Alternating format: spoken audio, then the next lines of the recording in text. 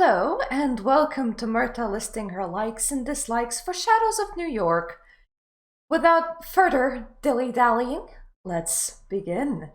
Vampire: The Masquerade Shadows of New York is a second installment in New York-based World of Darkness visual novel series.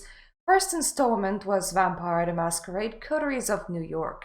You can play this one without playing the previous one, but I would highly not recommend. Also introducing to you in this review lots of pictures from Shadows of New York because they make for some great wallpapers and I'm all for that.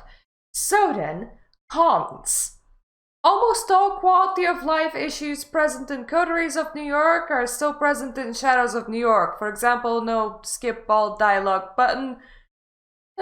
Though you can hold control for fast text skipping, but still you kind of will just sit there with a... If you're replaying the game for the second time with your fingering that button instead of just like having something to click on the screen. No gallery for unlocked backgrounds either. A lot of things that are present in other visual novels as a given are just not something that World of Darkness people thought that they should invest time into. I don't know why. I feel like they should buy any other visual novel off Steam, looked at the basic features of visual novels and went like, alrighty then, we should introduce this one. And they have no excuse because this is their second game now. So, you could have learned at least a little bit. No way to revert saves, because manual saving is just not a thing. There's only auto-saving. I understand that actions should have consequences, but they're not really a lot of consequences that you can have in a visual novel with only 2 endings. Plus, this isn't Dark Souls, guys. This is a visual novel. I have played through both of the endings, but Steam hiccuped and didn't register one playthrough, so unless I want to sit there pressing that control key again for a good hour in order to get to the ending again, I'm just not gonna have all achievements, which is, I suppose, a boo-hoo me sort of thing. But still, main character is so much more whiny than anyone in her position would have ever been in reality. The girl is an immortal being with superpowers, yet she spends her free time sulking in a fast food joint. She has even gotten some nights off, and instead of, I don't know, going out and entertaining herself or spending the evening with her lover, she sat in the fast food joint sulking about how she hopes that her Prince Charming will just show up through the door and save her from this boredom. And it's like, girlie, you have the powers of the shadow within you. You could be doing so much things. Why aren't you doing all the things? How can you be bored of this? It's kind of like, okay, cliche, but I am a millennial. It's kind of like when in Harry Potter the kids are like, oh, I don't want to be doing my homework. And it's like, dude, your homework's magic. I wouldn't just be doing homework, I would be doing like overtime if I lived in your world. I don't understand why you have a problem with this. Biggest joy for me was seeing how characters from Coteries of New York were doing, meaning that if you haven't played the previous one, you'll have far less enjoyment out of this one. Minus Benoit. Anyone who has played the game will know who Benoit is. If you don't, he's a Toreador vampire that will engage in very in-depth conversations about converting to Christianity with you. Your character hates their guts, and I totally support her. I really hated any segment that Benoit even stuck his tiny teeny little head in, and Benoit, it's a minus. Get over with it. Live with it. Anyways, moving on to the pros. It took me 13 hours to play through the game once, and the game is good for about 2 playthroughs. I'm probably not gonna be opening it again, really, because I can't remember the story and there isn't really that much gameplay for me left to explore. But that is good value for money. Like, I have no complaints here whatsoever.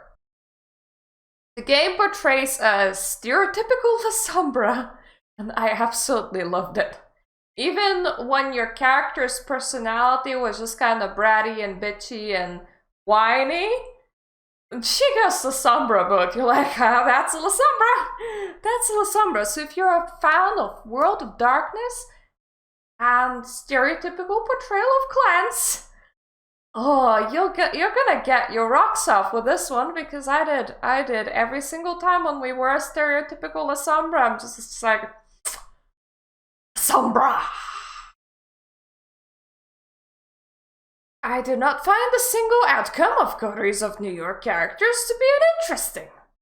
I thoroughly enjoyed all of their stories. Even when their things didn't go their way and their lives weren't all happy, because nobody's in life is all happy, that's kind of the point of World of Darkness. I really liked all of their progression arcs. I liked knowing what they were up to, and I agree that all of the arcs kind of made sense. At least they did to me. It was... every single arc was well written, well acted out, fit the character, and I liked it. Music is great, as long as it's not trying to demonetize me on YouTube, because that has happened too many times. I liked both the good and the bad ending. I liked the good ending more, but the bad ending some people wouldn't even consider to be bad, so just not fitting of a Lasombra. And if you're in a bit of a Lasombra power trip, good ending's the way to go. Art, while some of it is taken directly from coteries, is still incredibly beautiful, as I am displaying to you right now. Most backgrounds that I've seen are also animated at least in some way, which I think is an upgrade from Coteries of New York.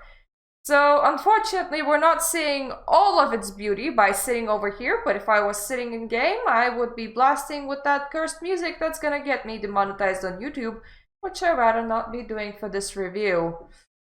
Overall, Shadows of New York is a lot more linear than Coteries of New York. But I feel like this works a lot better in this genre, because the writing was so much better. And despite not liking the main character, I had loads of fun. Some people will be like, oh, I liked being able to select quests here and there and not see absolutely everything that happens in the game in one playthrough, and that opinion is valid.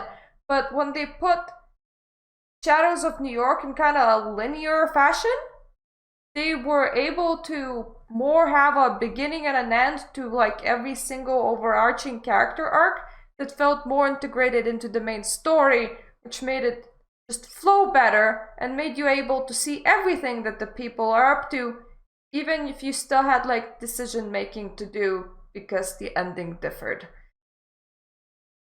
In total, I really enjoyed it. I was trying to find words to make this review for quite a while, because Mirta's brain gets sleepy and tired and does not sentence make very well. But all I could think of was, yeah, it was a good game. It was a genuinely good game. It was a very well made visual novel. If that is the kind of game that you're into, aka the ones where you do reading with pictures, not the ones where you do like intense gameplay. Yeah. Just from the writing's point of view, and I played a lot of visual novels. Not the ones that I played that focused on dating and stuff, but this is very good. This is good quality content, and I think that this is a good use for the IP. Unfortunately, a lot of people will not see visual novels as games as such, and therefore they will stay like an obscure side thing, but this is a good read.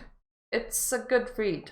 If you're a chiller sort of person that doesn't want to be doing actiony things all the time, This is a good read. I highly recommend it. So thank you for coming to my review of Shadows of New York. I hope I'm gonna see you in my other videos. Currently, I am doing Night Road, which has a lot less visuals. It has like apparently 10 pictures in the whole game. But it also seems to be written really, really well, and I'm most definitely enjoying it, though it got broken down to like the very minimalist essence of what could even be a video game, which is text and choices. So yeah, if you're interested in that, please join me, because, well, on Twitch I do streams of it, and here I upload the footage, so if you wanna watch it on YouTube, you always can. And of course, I am the queen of side gigs, so if you wanted to give me $1 or follow my Tumblr, where I tend to retweet Wiki Historian a lot, or get a tarot read, you're welcome to do so. So thank you for joining me for my review. And I am gonna see you next time. Toodaloo.